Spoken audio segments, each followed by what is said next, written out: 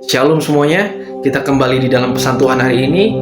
Hari ini kita akan ambil dari 1 Korintus 3 ayat 16 sampai dengan 17. Beginilah firman Tuhan. Tidak tahukah kamu bahwa kamu adalah bait Allah dan bahwa roh Allah diam di dalam kamu? Jika ada orang yang membinasakan bait Allah, maka Allah akan membinasakan dia. Sebab bait Allah adalah kudus, dan bait Allah itu ialah kamu.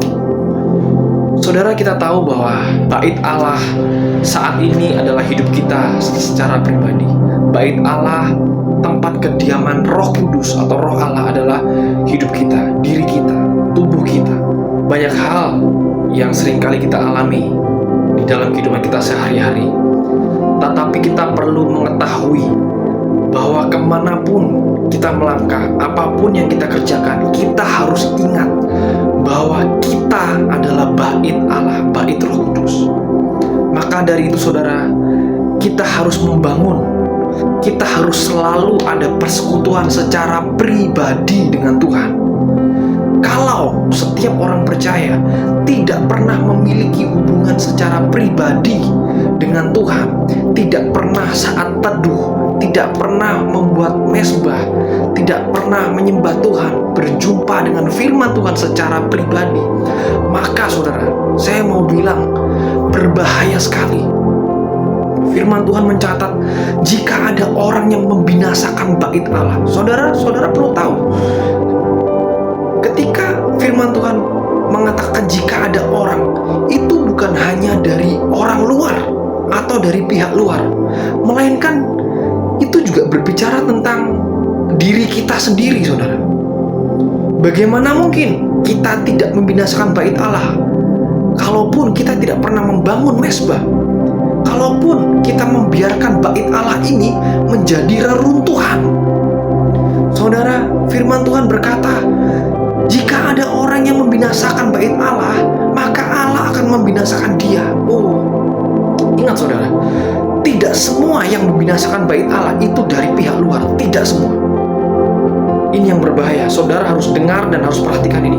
Jikalau saudara dan saya tidak pernah membangun bait Allah, tidak pernah membuat persekutuan pribadi, tidak pernah ada mezbah pribadi kita dengan Tuhan, maka kita, saudara dan saya, adalah menjadikan bait Allah ini adalah sebuah reruntuhan. Dan itu adalah kekejian bagi Tuhan. Saudara perlu ingat, hati-hati. Bukan karena keagamaanmu kamu bisa diselamatkan, bukan karena kamu sudah melayani atau kamu sudah menjadi agama Kristen kamu sudah diselamatkan.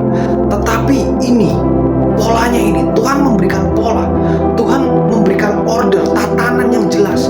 Siapa yang membinasakan bait Allah? Kalau kita tidak pernah membangun, kita tidak pernah menjaga dari hal-hal yang cemar, dari lingkungan yang tidak membawa kita kepada pengenalan akan Kristus, hati-hati saudara. Saya mau bilang, pergaulanmu akan merusak hidupmu, pergaulanmu, lingkunganmu akan merusak bait Allah, yaitu saudara sendiri. Ingat saudara, setiap perkumpulan, ingat, sekalipun agamanya sama, imannya sama, tetapi perihal perjalanan saudara harus beda. Perihal perjalanan pribadi dengan Tuhan, saudara harus berbeda. Ingat saudara, kita harus semakin rajin, kita harus meluangkan waktu secara pribadi. Milikilah komitmen untuk membangun persekutuan pribadi dengan Tuhan.